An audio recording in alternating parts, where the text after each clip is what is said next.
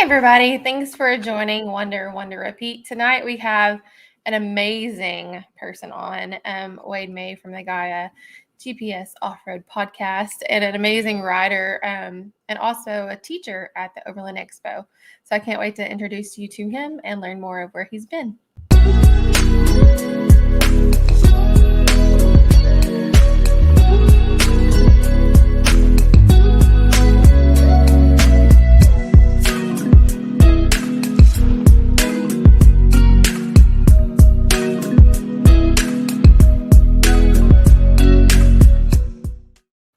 Hey, Wade, how are you doing tonight? Hey, Kara, I'm doing great. How are you? Good. I'm so excited to get to talk to you. Well, thank you so much for having me on your podcast. I've been watching this thing develop, and it's just an honor to be here. So thank you very much. I appreciate that. It's just something that we've just wanted to do, just to kind of get to know people. And I personally am kind of doing this selfishly just because I get to chat. You know, there's not a whole lot of, whenever we go off-roading, Matt gets all the attention. And so I just want to be able to talk to the people too. So Yeah. So tell us a little bit about yourself, Wade. I know a lot about you, but our viewers and our listeners don't. So give us just a quick rundown of your past. Well, I'm a South Georgia farm boy to start off with. I grew up down the southern part of the state of Georgia on a little farm that we raised corn and hay, fed it to cows and sent it to market that way. And the farm was too small for me to stay on and turn it into a career. And I didn't know what to do. So I wound up going into the Air Force. And I was Air Force fighter pilot for 20 years. And then cashed in on that to go to the airlines and did another 23 years flying with a major airline here in the U.S. And am now retired. And I get to go play in Overland and do the Gaia GPS Off-Road Podcast. And retirement's great. I love it. So where do you live now, Wade? I know you said I live in Phoenix. Yeah, we're based in Phoenix. We have lived around the world.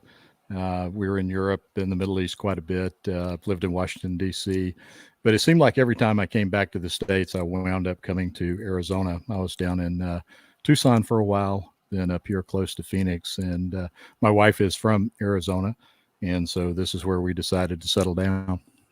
Gotcha. So when you say you were flying fighter planes, like what models are we talking here?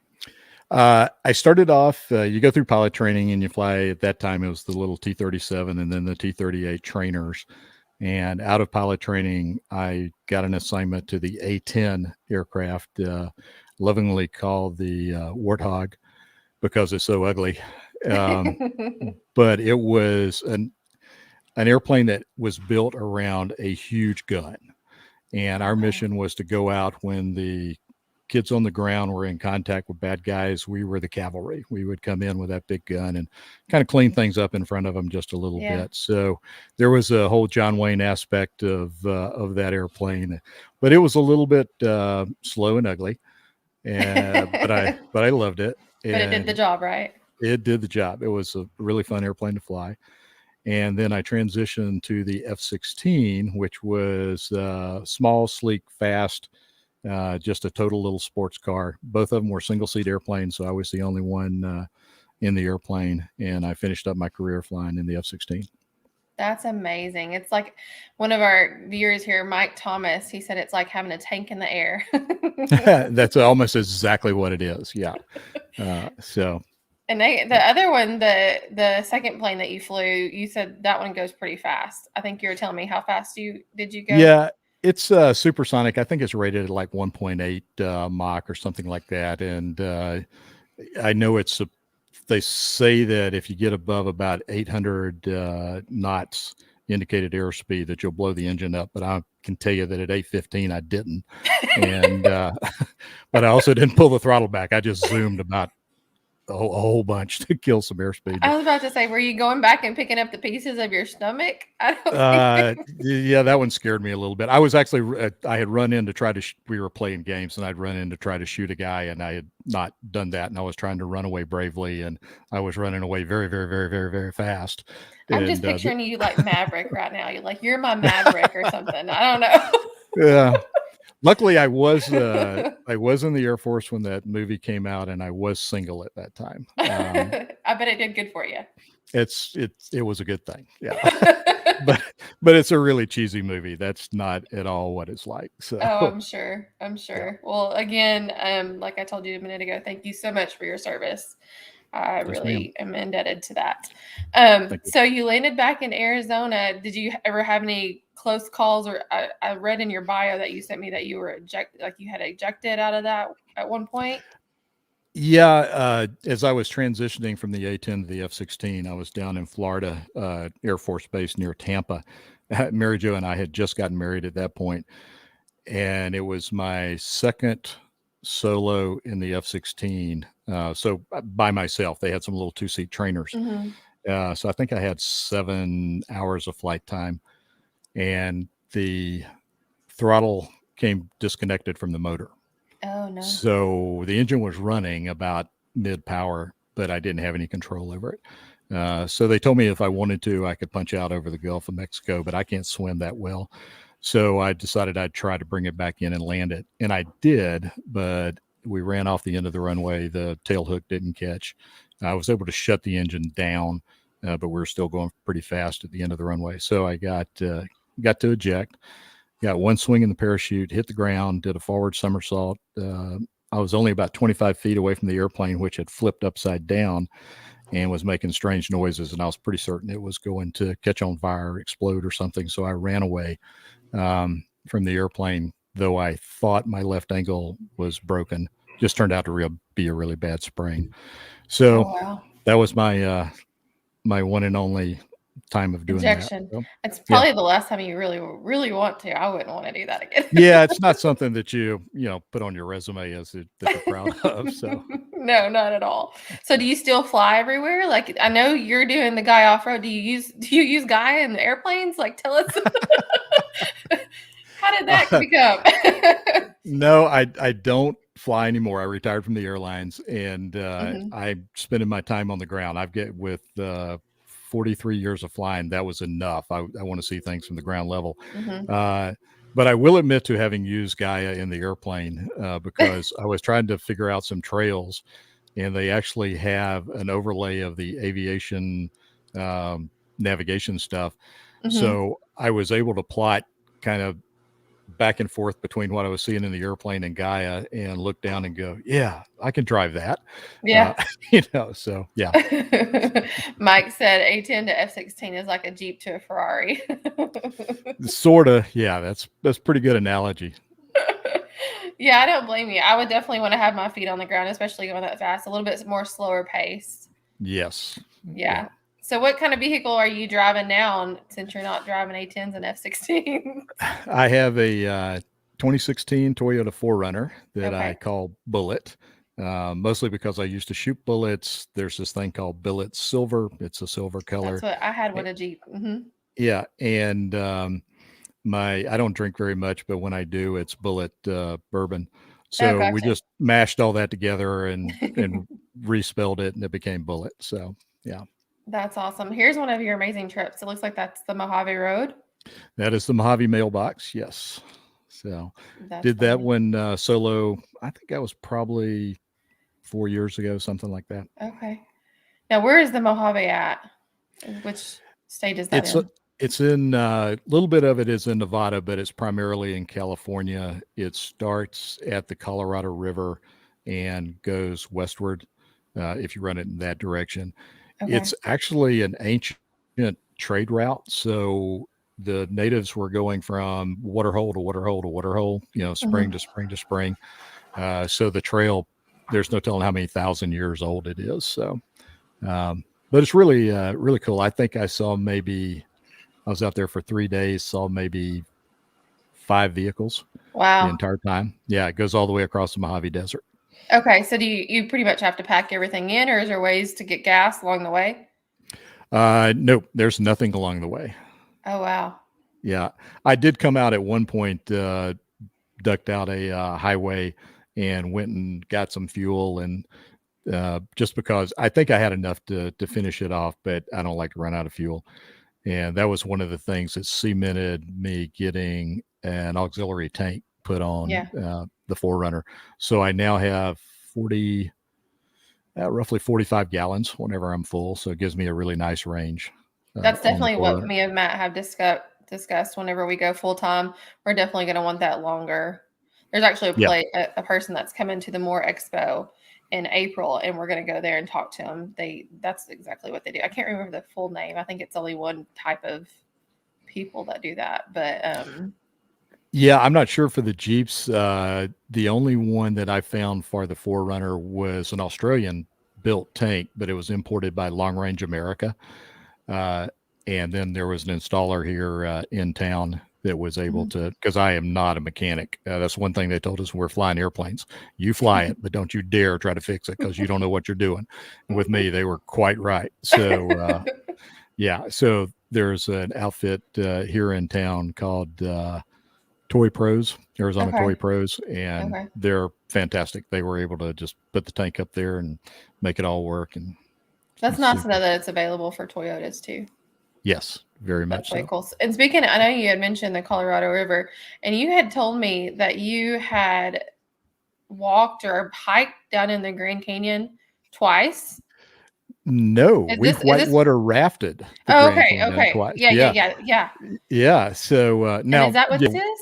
we've hiked.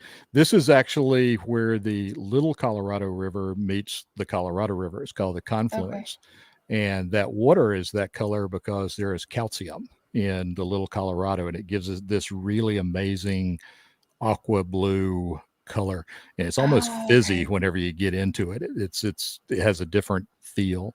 It's one of the prettiest places I think I've ever been, and that's kind of a mandatory stop whenever you're on one of those trips, and everybody brings a floaty and kind of floats down the one river into the That's other river. It's breathtaking. That picture is gorgeous. And I think the reason why I thought, because I was thinking Havasu Falls has that kind of same color. It does actually. Yeah, it's exactly the same mineral makeup at Havasu, and that's another stop. But that one's a little bit hard to jump in and float down. This one is kind of nice and shallow, and you can just go out and play in it. So, Yeah, that was mm. a beautiful picture. So, of all the places that you've been, Wade, where would you think that your most favorite trip? And tell me a little bit about that trip. I know. Oh, yeah, it's hard to pick favorites because everything is so different. Mhm. Um, I totally can relate to that. I get that because then there's different, yeah, like if you wanted to choose desert or do you want to choose, yeah. woods? You've got deserts, mountains, what happens along the Yeah. way. A couple, I would say most of my favorite trips would be in southern Utah. Okay. Southern Utah is just a fantastic playground. The red rocks are just laid bare, so you can see all the geology. It's beautiful. There are great mountains and stuff like that. Mhm. I did one of the first really good overlanding trips that I did was a solo trip on White Rim Road, which is in Canyonlands, the island Yes, in the sky part. we've done And that one. yeah, and that was very early on, so I wasn't all that confident in myself.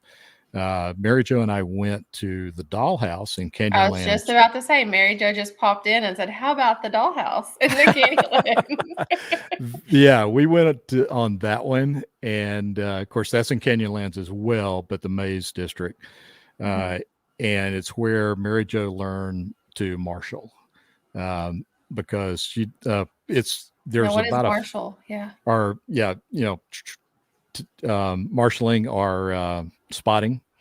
Oh, okay, okay. Yeah, I've never so heard of it called marshalling. I think that's what we use.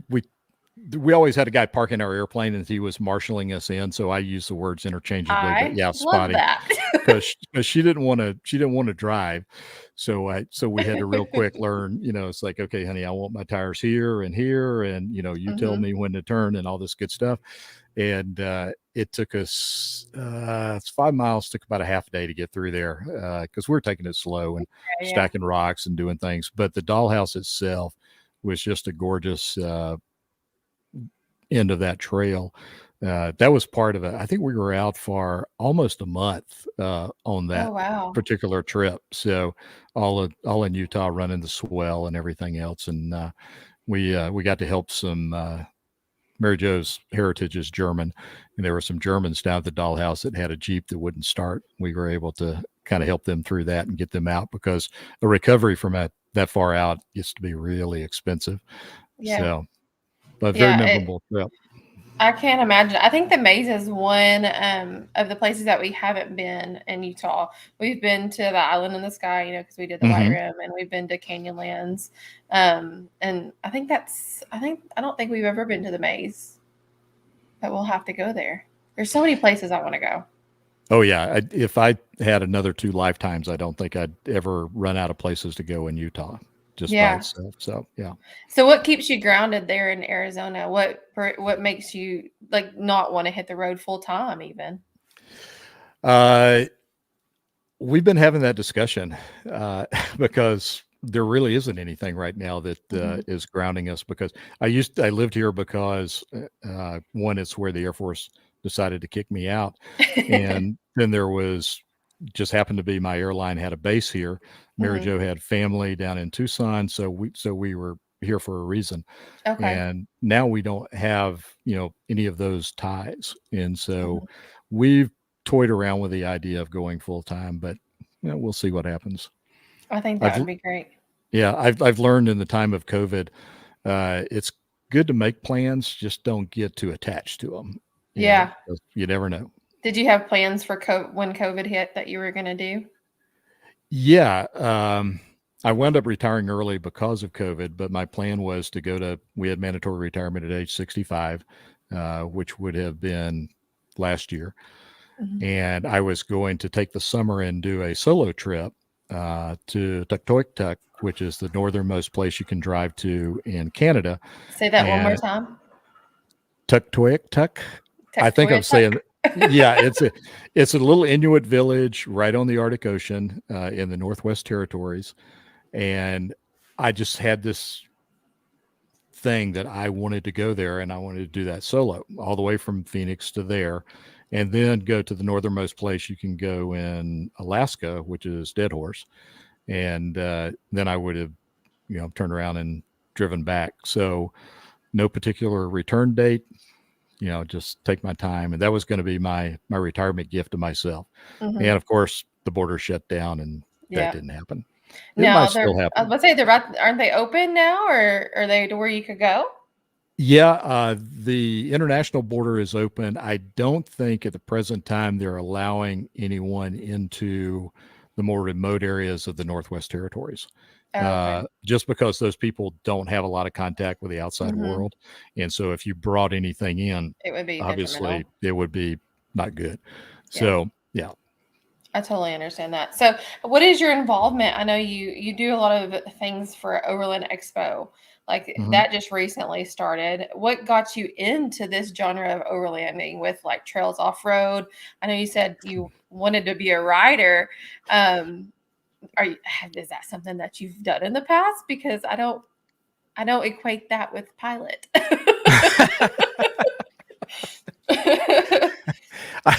Yeah, it's funny how people have that idea. A little side story: when I was a very young pilot, I wound up we always had these formal get-togethers and dinners and stuff like this, and somehow or another, I wound up seated next to this very nice lady who was the wife of one of the senior officers on base, and we had nothing in common.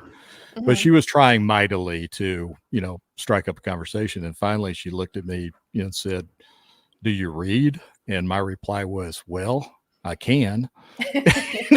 And she talk to me very much after that. Sounds like my No, husband. yeah. So, but no, I've always enjoyed writing and reading well-written things. So I just had this idea that, I would become a writer and maybe I'd teach some and things like that. And things never work out quite the way that you think. But so I wound up teaching at Overland Expo in 2019. And I think that particular year on Sunday morning, they had this really cool thing. It's called a walkabout breakfast. Okay. So all of the vendors made something for breakfast if they wanted to. So you'd grab your coffee mug and go strolling around, and you could just stop at any of the vendors and have something for breakfast. Mm-hmm. And so I was walking by, and this guy was making these little pancakes, and they looked pretty good. And so I stopped, and so I think I'm going to get a pancake. And Mary Jo goes, "Nah, yeah, I don't want a pancake." So I'm getting my pancake, and I see her. She's talking to some guys, and the next thing I hear is she goes, "Oh, my husband can do that." And turned out she was talking to Todd Taylor, who's the founder of Trails Off Road. And so I got drafted on the spot, sort of, to write for Trails Off Road, so map their trails and stuff like that. And I didn't really have anything else going on, so that sounded like a really cool idea. And so I've stuck with that. I train their new writers now for them. So when somebody comes on and wants to write for Trails Off Road, I take them through the process of kind of learning the way that the Trails Off Road does things. And that indirectly led to the Gaia GPS podcast. So that's way awesome. So what were you teaching at Overland Expo? We try to vary it every year. The first year I was teaching a class on planning a trip, and a trip that would last for maybe a month or so. Mm-hmm. How I go about planning it, using Gaia GPS, but some spreadsheets that I developed where you're looking at resupply and how long can I be out between getting fuel and mm-hmm. Water and all that stuff. There's this tradition for Overland Expo West that the last day is going to be really bad weather. And so that particular year, that Sunday was awful. Snow started coming down. It was just really cold. And my class, luckily, was inside a building. So pretty much everybody abandoned the place except for the full-timers. And so I was teaching this class to people who were living on the road full time and had way more experience than I did. Maybe you should sit down. Yeah, I was totally intimidated. And but it turned out really cool because we just turned it into a round table, and we just started everybody talking. And so I learned a lot more than I taught. But that's the way Overlanders are. We get together and we start talking, and I always learn something from, seems like, everybody that I meet. Hopefully they get the same from me, but it's a good experience, and really great people who are just bound by this idea of adventure travel. Yeah. So where do you plan on traveling? Anywhere soon, or where's your next trip you got planned? I'm taking Todd Taylor, the founder of Trails Off Road, and also John Lumia, who's the co-owner. We're planning a trip through southern Arizona early in January. Okay. I'll be going back into Utah sometime during the fall, and who knows where between now and then. If I'm not working on something else, I'm usually sitting there kind of planning a trip. And if everything opens up this summer, I may bail out of everything else and head north into Alaska and Canada. So that would be so awesome. Lauren, I'm probably going to butcher this name, so I'm so sorry. But Lauren Van Steenberg says that I'm going to just say the T word trip. Yeah. we just call it tuck. Yeah. We just call the tuck it trip. There we go. Tuck. Yeah. And he says, but on the return, he wants to swing by Winnipeg, timing it for an arrival in October, so he can take the train to Hudson's Bay and see the polar bears waiting for the ice to form. Okay, y'all are amazing me right now. Want to do the far north stuff late enough in the year to photograph the northern lights, which I would love to photograph. Summertime has no nighttime, so I have to go later in the year. That's pretty insane. Yeah. I've been up into Alaska quite a few times when I was in the Air Force, and it really does throw you for a loop during the summer that the sun kind of doesn't set. So your body clock just gets totally messed up because the sun's still up. I'm not sleepy yet, and all of a sudden you look down, it's 2:00 in the morning, so yeah. That's wild. I saw one of our friends, Laura from Crayons and Carns. I had her on a couple weeks ago. They had went and they had like I guess it was like something over the windows. It looked like saran wrap or foil or something to keep the sun out, because it's to make them like sleep. Yeah, I mean, you got to make it dark, because I have a hard time sleeping when the sun's in my eyes. It just doesn't quite seem natural. And then the obvious, reverse of that is the winter when the sun doesn't come up. So, So Matt says that you need to come to the Ozarks. I was just talking with somebody about that earlier today. Yeah, I totally agree. Yeah, we could definitely show you around some places as well. Now, have you ever seen the Northern Lights? I know that's what Lauren was just talking about, and Lee, she's wanting this photograph. Yeah, only once. Okay. But I was flying at the time, and we just happened to be pretty far north and was able to see it. So, but yeah, it wasn't the great show that you normally see. So that would be pretty high on my bucket list too. Yeah, I would have to do so much research, because I wouldn't want to get there and then like miss the shot. Because that's totally what I would do. I totally understand that. So you do all of the Overland Expos. So tell us about your podcast, your Gaia Off-Road podcast. Something that I never ever thought I would be involved with. We were talking a little bit before the show. I had zero social media presence prior to the podcast. I was always doing. I just didn't do social media. I don't blame you. But once I started writing for Trails Off-Road, I'm looking at them and they've got great trail guides. And I'd always been a fan of Guide GPS. Guide GPS has got great maps. You guys need to get together. And so I kept everybody that I thought had any influence whatsoever. I was always chatting with them about that and saying, they just need to have some type of I won't call it a partnership, but just some way that they can work together. I did not know at the time that Guide GPS was being bought out by Outside Inc., which is now then a very large company that owns a lot of adventure and outdoor recreation related companies. Right. And Gaia had kind of started more as a hike for hikers and backpackers and things like that, but it works fantastic for the off-road community as well. Right. And they were beginning to realize that. So Outside was putting some pressure on them to pay a little bit more attention to the off-road world. We had worked out a little bit of a cooperation between Trails Off-Road and Gaia GPS. And this is news that neither Gaia nor Trails Off-Road knows. But Todd Taylor called me one morning to ask me if I would take a meeting with Mary Kuchenauer, who is the producer of the podcast. And he asked me if I was still asleep, and I lied and said no. I was. But we when someone like that calls you, you're awake and you're ready. Yeah, that's right. I tend to sleep. If I don't have anything going in on that day, I sleep in, because I always had to get up way too early the rest of my life. So anyway, I talked to him. I had no idea what hosting a podcast involved or anything like that. But they were very nice and said, let's try it for a few episodes and see what you think. And that's how that came to be. That's amazing. And now here you are doing the podcast on the regular.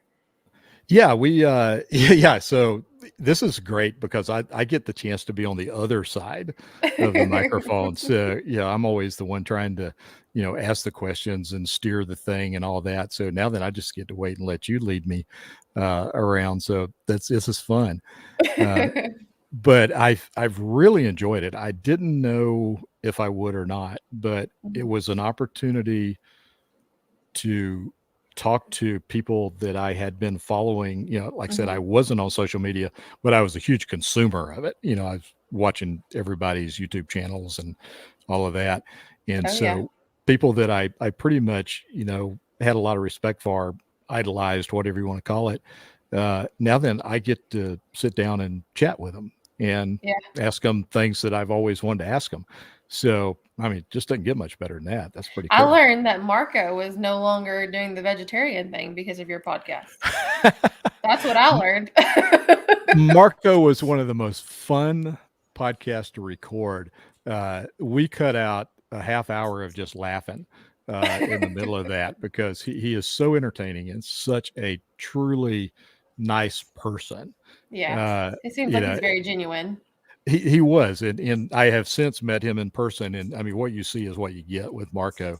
But I love to eat, and so that episode, I could say, okay, he'd tell me the name of something, I go, just, what is that? Because I have no idea what you're even talking about. Yeah. But Can you spell that, please? exactly. So, I have since talked to Brad, Trail Recon, and I go, dude, you have to be one of the smartest people on the planet. You go out and wheel all day with Marco, and then Marco cooks dinner for you. I mean, it just doesn't get any better than that. No. So, yeah. And it's beautiful places they get to go. And that's how I started. My husband has the YouTube channel, of course, but I've always watched Trail Recon because whenever I had a Jeep, I would, that's who you watch to see what they're doing with their Jeep, what things they're purchasing. That's where I got my first KC Highlight, that Gravity. I was like, and I'm pretty sure I used his code because I was, he was giving codes for discounts. So I was like, okay, this is cool. And I want to be more like Brad. Well, I'm probably not breaking any confidences here, but next year you'll see Brad on the Guy GPS Off-Road podcast. So that'll be exciting. He was kind. Can't wait. Along with his lovely wife Regina, which we got to meet Regina at Overland Expo West in Flagstaff, and her background is very similar to my wife's background, and they tend to hit it off really well. And of course, Brad was in the Navy and I was in the Air Force, so a few similarities, but they are very, very, very nice people as well. I've enjoyed my time with them immensely. I've really enjoyed a lot of the videos recently of seeing his wife more, because that's part of the dynamic you didn't see, and I think it has a whole new viewer audience because, as women off-roaders, there's not a whole lot of people out there that's leading that. And I think that him bringing her in, I'm really excited to see that dynamic. Yeah. She provides a really nice voice to, how do you overland as couples? If the guy is out doing this off-roading and his wife or girlfriend or significant other is a little hesitant, how do you convince her to come along? How do you address her needs? And she had a really matter of fact, that's a question I asked her, and she has really good insight to that. She's adding a great deal, I think, to Trail Recon. I can't wait to hear that, because that's probably one of the number one questions when I have a female overlander on my podcast, that people ask. They'll just come in there and they'll ask, what can I do to get my wife more involved, or and so there's so many tips that you can give, but yeah, it just all comes down to the person. But I'm looking forward to that podcast, Wade. I'm definitely going to tune in. I'm kind of lucky. I have the reverse situation. Mary Jo wants to go on pretty much every one of my trips. And I really enjoy some trips being solo. And I started doing solo trips while I was still in the airlines. And of course, that lifestyle is very rushed and loud, and there's people around you all the time. And, I just come back home kind of fried. And I would always feel like that with retail pharmacy. I'm right there. And this time of the year, exactly. I come home and sometimes at the end of the day, I sit in my vehicle before I even come home, because I'm just like, no input.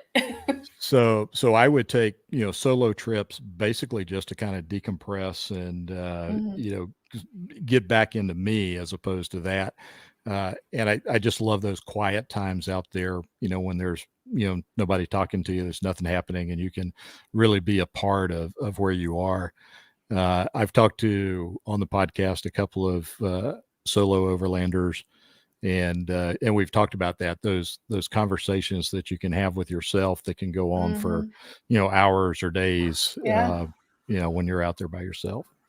So where do you find that balance with your wife as far as integrating that couple time versus you having the solo time?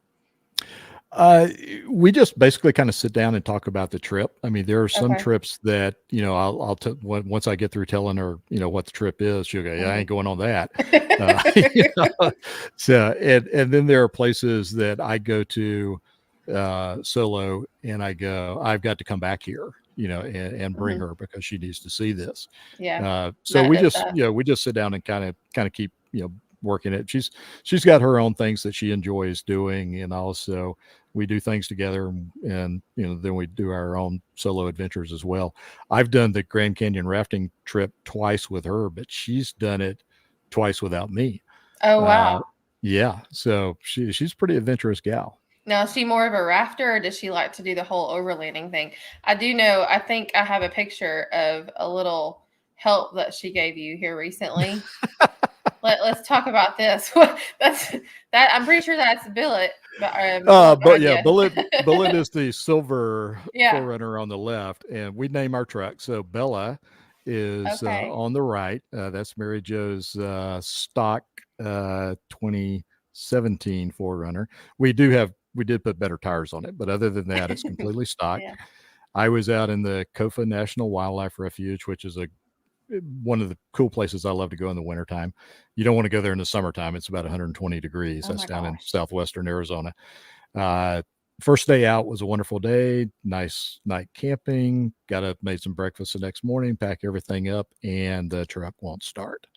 Mm. It'll turn over, but there's either no ignition or no fuel getting to it.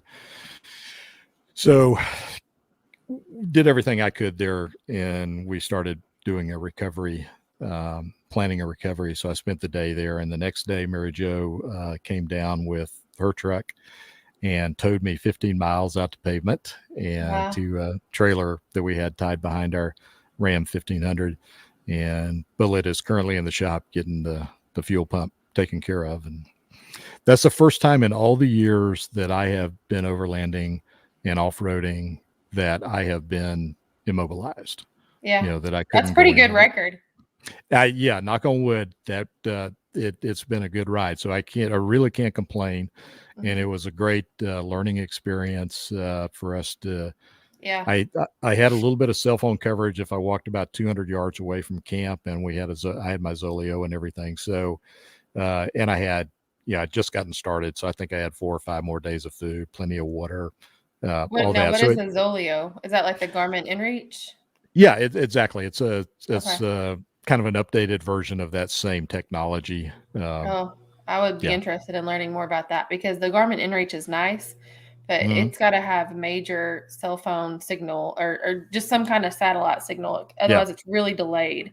So Yeah. I don't know if yours is like that, but I forget exactly which episode it was, but we actually did an episode on the Zoleo with Morris Shawn, who's the president of RoadPost, which is the company that makes the Zoleo, because it's a okay. fairly new entrant into the market. And it's got some improvements over because I had an InReach before Hmm. as Hmm. well. Mine was so old it said DeLorme on it because DeLorme was the company that originally Made built them. it, and then Garmin bought them out, uh, and I've switched over to the Zoleo. So yeah, it that gave me a lot of confidence that I would at least be able to coordinate, somebody coming out there to get me. So, So side note, you like it better than the Garmin InReach? there are plus and minuses to both of them. There are a couple of things on the InReach that I appreciated. The Zoleo is designed to work primarily with cell phones, smartphones, and my mom in Georgia is not a smartphone person. Hmm. So the InReach would post my track and location to a website, and she could Hmm. log on to that. So she would follow me along from Georgia, and this doesn't do that. But Okay. there are a lot of really positive things that it does do. So I'm not unhappy with the switch at all. So I'm definitely gonna have to look into that. Like I said, we like our Garmin inReach and everything, but it's mm, just so delayed. I'm starting, whenever he's out and I'm home, I want to be able to hear it. And sometimes he doesn't get that message that I send to him until like the next morning. And if right, that was to be like a really bad situation and like yeah, injuries or anything like that, that could be the difference in, death, if it was really that bad. Yeah. Yeah. I'm pretty certain the SOS thing goes out pretty quickly from both of them, but when you need that communication, you really want it to work. Yeah. Yeah. So, yeah. Yeah, for sure. So do you plan on sticking with Overland Expo now that you're able to do that again without COVID? Because COVID killed it 1 year. I know you Yeah. had the one. Didn't y'all just have one with Overland Expo? Yeah, we Or did. were there two? Yeah, I taught at 2019, and then I taught again this year, but just at West. So Okay. next year they've got 4 venues now, and of course now being associated with Guide GPS, there may be some things that I'm going to do the expos with that. So I don't know exactly how many of them we're going to hit Okay. next year, but we'll definitely be doing the one in Flagstaff, probably some more of them. So Yeah, that'll be exciting. I've never attended an Overland Expo. I really want to go see what yeah. that's all about. Yeah, it is massive. I mean, we've seen that. I went to some of the very first ones because they were just so close, and it has grown so much during the years. There's so many vendors. There are all kind of classes, driving courses, recovery courses. Oh, wow. I didn't realize there was that many options there. Oh yeah. Usually there's 1 or 2 vehicle manufacturers that will set up a course so that you can go out and drive a Land Rover, or you can, drive. Yeah, I forget who all was there. Probably Ford had the Bronco there. Some things like that. I'll go for that. Yeah. Well, yeah, exactly. Yeah. But this year I was so busy, I probably only got to see maybe a third of everything that was there. But yeah, and it's a huge dog show. Everybody brings their dogs, and it's so cute. They're just dogs all over the place. So it's fun. Do y'all have pets that y'all take? We do not. Okay. Up until a few years ago, we didn't have a live plant. We wanted to be where, we could just go close the doors. We're out of here for a month. Who cares? Yeah. Yeah. So yeah, I totally kids, understand that. We have pets. 4, so it's so hard. We have to coordinate that all the time. Yeah. Oh yeah. Yeah, it's a real struggle. So are you planning to come to more expo or anything remotely close to us? I don't have any plans yet, but plans change. You should come. That would be a blast. I should. Now that I've been listening to your podcast and I listen to the professor every once in a while for a long time now. Yeah, I keep hearing about this, and it sounds like just a total blast. I think I'm missing out. You should. There's there's so many people that come, and then I think they're going to have camping this year. And so there's an off-road park that's a few, miles up the road that everybody goes to. And there's actually like a trip that you can do from that. And you would probably be really, really good at it because they're just going to give you kind of like waypoints this year, and you have to follow your route. And you have to kind of make your own thing. It's kind of like a geocaching, travel navigation hunt, scavenger hunt. So that way you could go along and kind of follow that through. Yeah, I was a geocacher back in the day when GPS kind of first came out. It was a new toy to play with. So yeah. So you sent me a picture. I have to ask, because this looks a lot like Africa. So you think that's Africa? I'm thinking there needs to be an elephant or a giraffe coming in the distance. I mean, you do have an elephant on your vehicle right there on your license plate. That's a bear. Is it a bear? It looks like an elephant. It's a bear. Oh, okay. Is that from the Wandering Bear, isn't it? Yeah, that's kind of always been a nickname for whenever I started the overlanding thing and all. It's just, because it actually is the original meanings of my first and middle names. Yeah, but yeah, picture is actually in central Arizona, almost the center of the state. And it's before you get up high onto the Mogollon Rim, but it's really high desert, and you get this grassland. That juniper tree has been expertly pruned by the elk. And I was just driving that road. I think I was actually out mapping this particular trail for Trails Off Road. And I saw that tree, and I thought, I've got to stop and get this picture. Because it does remind you, a little bit about the Serengeti in Africa, but it does nothing about that says Arizona. Not a single No, thing would you guess that that was the center of the state of Arizona. no, I never would. And I don't even think that I realized y'all had elk there to do that kind of pruning on the trees. The largest elk herd in the United States is along the Mogollon Rim from New Mexico over to west of Flagstaff. Wow. Now we Yeah. saw a lot of elk when we were in New Mexico here recently. We went Yep. to Carlsbad, and we just thought that was because it was kind of colder up where we were at. We were near Clouds Croft, and so Mhm. there was like some bull elks kind of fighting. It was way cool to see that. We tried to go back and get a picture. It didn't work out because they were done. Oh, apparently they don't fight long. I don't know, but but we were blown away. I did some backpacking and stuff. I don't do very much of it now, but I was backpacking up on the Mogollon Rim, which is the beginning of the high country part of Arizona. And I was camped down in this little canyon, maybe a couple 100 feet deep, and it was during the rut. And so this little bull elk comes up on the edge of the canyon right above me, and he just starts bugling. He's the loneliest little elk out there in the world. And I thought it was really, it was really impressive for a while. This is so cool. And then it gets dark, and I try to go to sleep, and he ain't quitting. So finally, I just yell, I go, dude, if you ain't got a date by now, it ain't gonna happen. Shut up. And he held off for a while, and then he started again, and I yelled at him again, and he left. But yeah, I mean, they're just elk all over up there. That's a very cool part of the state of Arizona. That's awesome. The only part of Arizona that I've ever been to, I think, is just the Four Corners because we wanted to travel there, and whenever we went through Utah, we wanted to get to that spot. Fun fact: there's like an Indian reservation or village that's next to the Four Corners. I can't tell you what it was called. There was a gas station there, kind of convenience store, one-stop shop kind of thing. They sold leather, like in the back, purses and hats and all this, but then they had this really big, huge jar of pickles.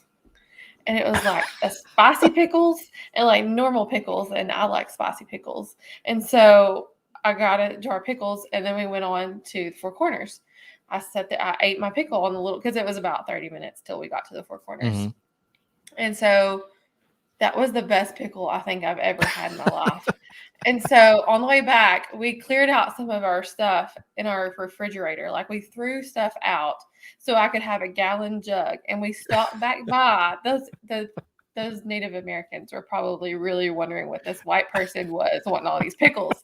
I had like this huge gallon jar of spicy pickles, and I ate those the rest of the way home. It was the greatest thing ever. That's funny, but that's one of the cool things about overlanding is you always go out on a trip and you're going to go see this or that or the other, and you have certain expectations, but it's always the strange things that happen along the way, that you would never in a million years would have said, oh, I'm going to get a pickle on an Indian reservation, so yeah, but that's what you wind up remembering is the surprises, So yeah, it's the journey is the destination in a way. So, oh yeah, you bet if I ever go back there, I'm gonna be looking for those pickles too. What strange things have you experienced? What's something that you've experienced? Oh gosh, occasionally some strange people.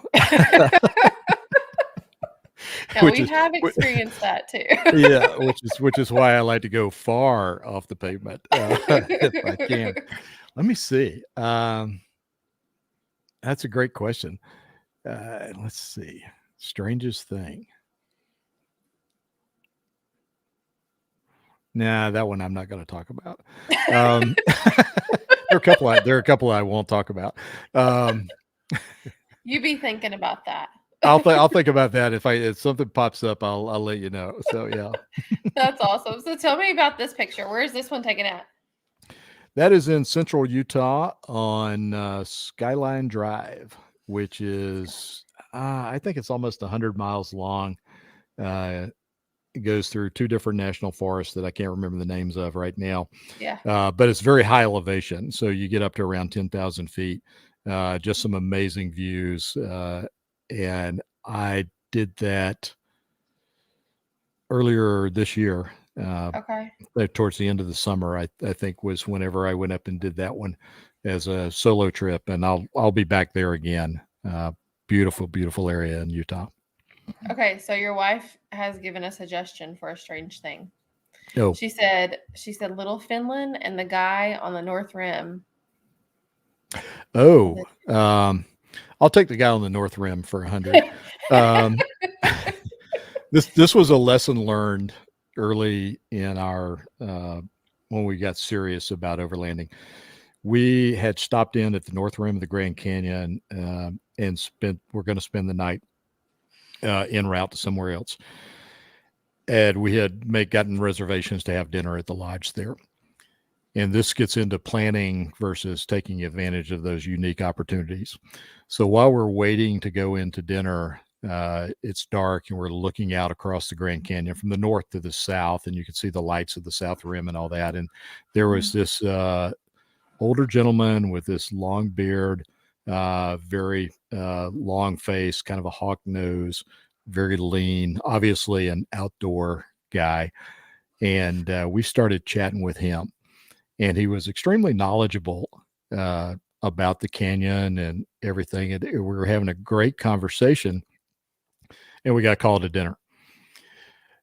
And I almost said, "That's okay," or can we get a table for 3 or whatever? But I didn't. Yeah. So fast forward a week or two later, and we met up with some friends on that same trip, and we were telling them about this guy. And my friend goes, "I know who that is." And I go, "There's no way you can know who that is." And he goes, "No." And he pulls out Arizona Highways magazine for that month. And there's this interview with this guy. And he had been hired by Fred Harvey back whenever the Harvey company would take Easterners on railroad month or 2 month long trips to the West.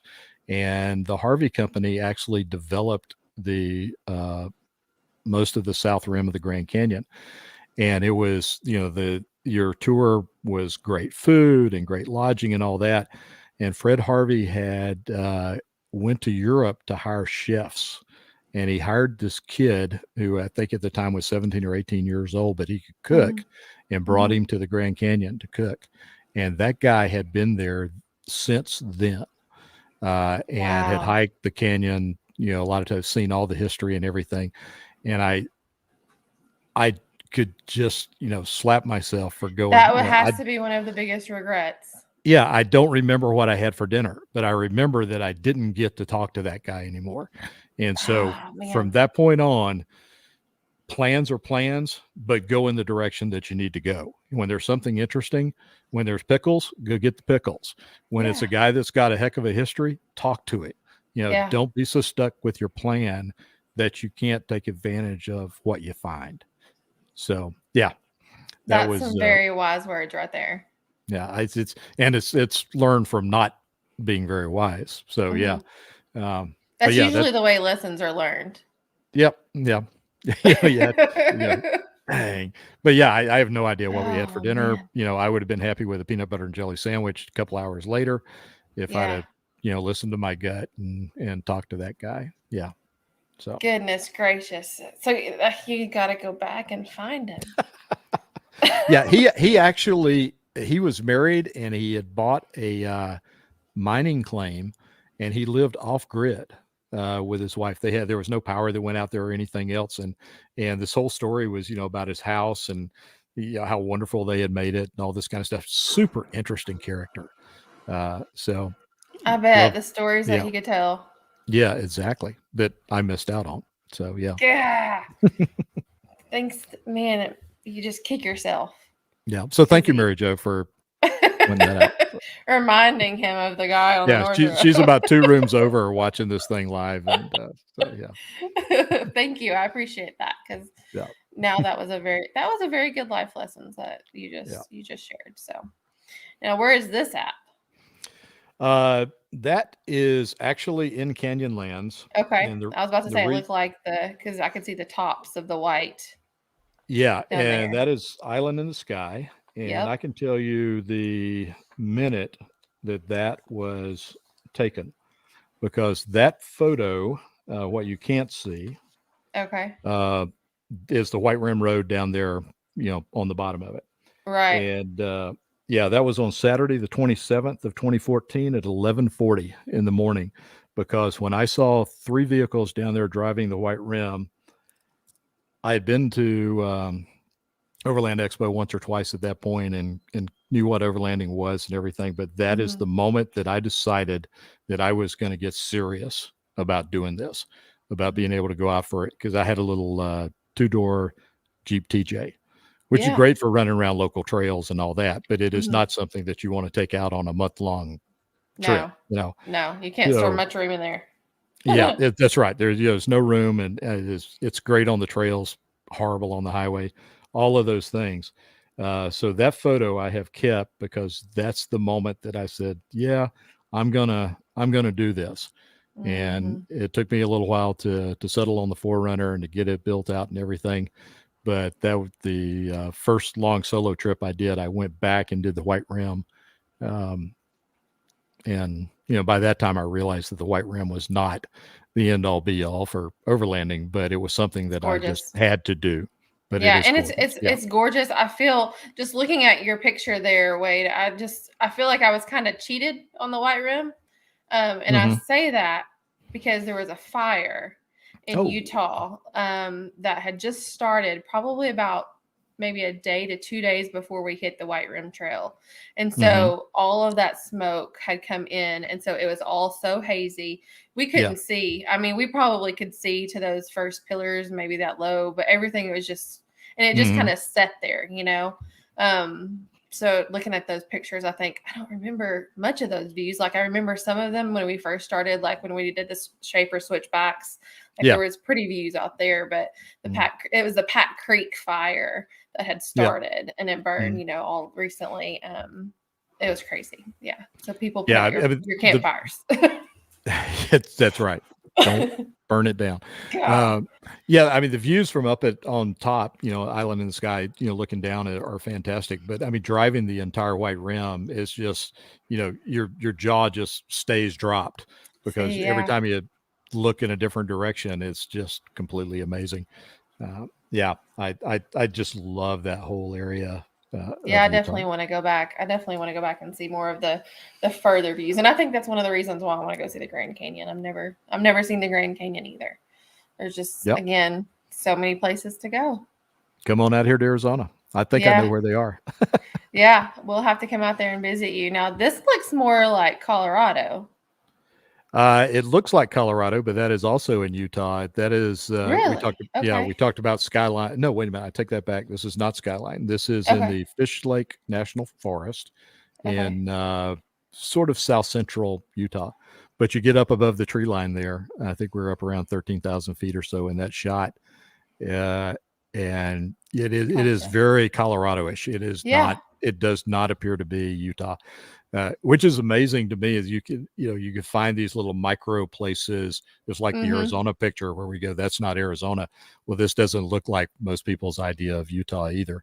Uh, but there are just these cool little places that you can go and find in Yeah. all these Western states. Yeah. I would say Cloudcroft did that to us whenever we went to New Hmm. Mexico because it was just like you go in and there's like this little stream running through and like you just come through like barren oasis desert, Yeah. where you saw like tumbleweeds like that. It was just super dry.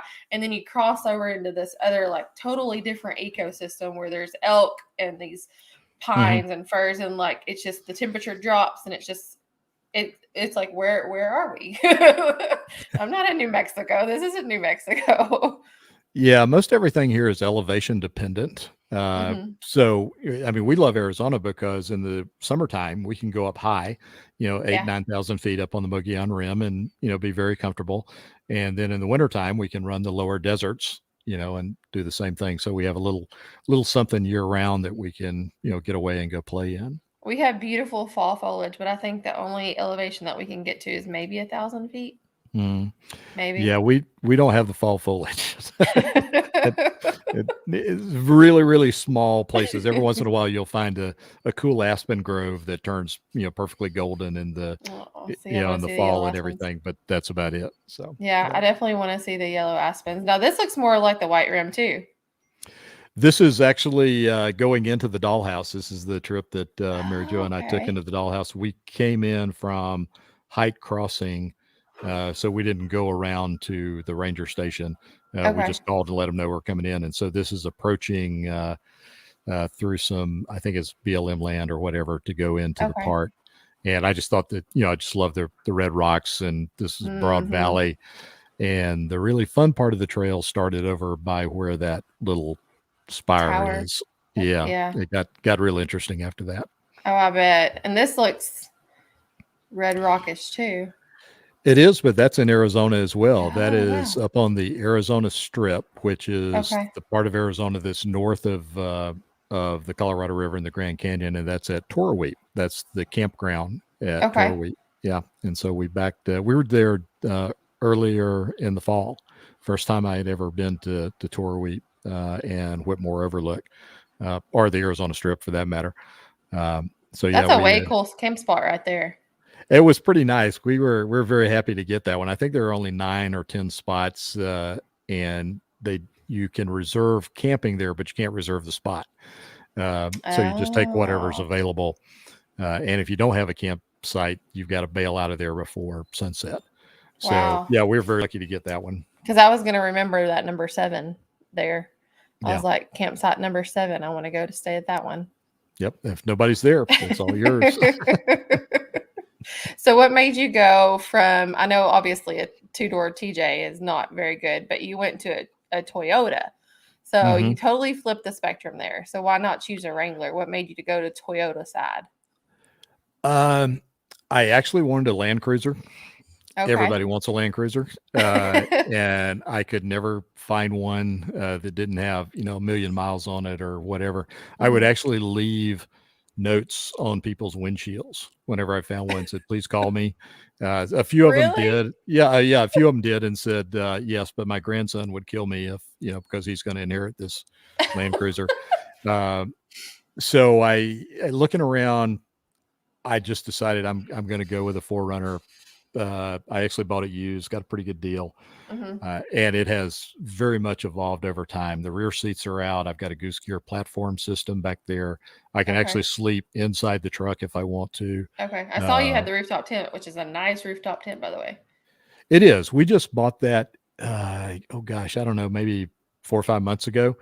It's got a few name trips of on. it so that way everybody. Yeah, that's James Baroud. Okay. Yeah. And we like it. We added a little extra. They have good mattresses, but we added a little extra padding. Yeah. And the cool thing is you can leave your bedding up there on. So we make up the bed, and we don't have to make up the bed again. So all you do is pop it up, and that takes about 2 minutes. Takes maybe 5 minutes to take it down, and we're on our way. So we've done everything: ground tents, tent cots, you name it. As far as sleeping. And we wanted something that we could, or I wanted something that we could break camp quickly and be on the road if we needed to. So yeah. So so the Toyota from the Land Cruiser, you decided that was the comfort. A 4Runner is, it's a Land Cruiser without the price tag or the really, really nice frame underneath it. And I do have to admit, I've been really impressed with the 4Runner. I always thought I'd be a Jeep guy, but because of the type of travel I do, the 4Runner seems to match me a little bit better. I'm not a rock crawler by any stretch of the imagination. I don't take on very tough trails. But I do want to be able to, if I want to go somewhere, I want to go there, and so I've got about a 2.5-inch lift on it and everything. And it amazes me with what it'll do. It's pretty capable. And I mean, even the stock 4Runners and stock Jeeps for that matter, they're a lot more capable. They're a lot more capable sometimes than the drivers are. I mean, it's just, the driver's not learning it and they don't know how to use it. So yeah. Well, I tell people that Bullet has really taught me how to drive. Because I listen to the truck and it'll tell me whenever I'm doing something wrong, if it's making strange noises or, pulling too hard or whatever, you'll figure it out after a while. But I mean, I got rescued by my wife's pretty much bone stock 4Runner. And we had some pretty serious washes, dry washes and stuff to cross. So, but that little 4Runner of hers never it didn't complain at all. It yanked me right out of there. So Now, do you have a Bronco in your future? no. No. I, That was quick. no, well, my garage, we have lots of desires, but our garage is not anywhere near big enough for it. So we're kind of out of space. So Yeah, I totally yeah. understand that. Yeah. I've had my eyes on one for a while now, Mhm. but the towing package, now that we've got a new camper that we're going to be in full time Yeah. in a few years, it doesn't do that. So we're going to let You go of that guys are going dream. with the what is it, the Conqueror? Yeah, we got the Conqueror. Yeah. I was thinking about a trailer a few years ago and took a look at those. That is a really interesting package. I mean, that thing just unfolds and you've It's got like a yurt. yeah, I mean, you got a little condo going there with that thing. So We do. It's super nice. We were talking about the dogs and taking them and how all that's going to be entailed. And I was like, well, we could just put up, the back walls and have like a backyard for the back for the dogs and just set them out back. yeah, but you have to be able to tow it. That's true. Yeah, definitely. But both of our vehicles, the Grand Cherokee and Matt's Gladiator, I think the Grand Cherokee does better. But Matt's does good too. But gas Mhm. mileage just goes way down on the Gladiator than it is on mine. Oh yeah. So Yeah. it's Yeah. miles per gallon, anyways. But so what can we find out next with you, Wade? What else is going on? I want to give you just a brief few minutes here to tell people what's coming up in Wade's world. In this crazy day and age, I have no idea. Yeah, and I say that with all seriousness. I'm always open to opportunities, and they never come from the direction that I think they're going to come from. So I just try to keep an open mind. I want to have as much dirt time as I can get. I love it out there, and I don't want to waste any of that. I'm really enjoying the other opportunities that have been presented, and I'm very grateful for those. So, hopefully I get to go north at some point, way up north, if all of that works out. And who knows? So That's awesome. it's a big world. I want to see it. Well, thank you so much for joining me on my podcast. I am humbled because I personally think you're a legend by everything that you've done and accomplished in your life and who you've spoken with. I mean, just in the short amount of time that you've been doing this on the overlanding scene, I just love the direction that it's headed, and I can't wait to hear more. Well, thank you. I just consider myself very lucky, but thank you so much for having me on. I do appreciate that. Hope you guys have some great holidays. And yes, yeah, you have a Merry Christmas, and you tell Mary Jo too. I will. Merry Christmas to you and Matt. All right. Well, thanks for coming on. All right. Thanks. Bye, guys.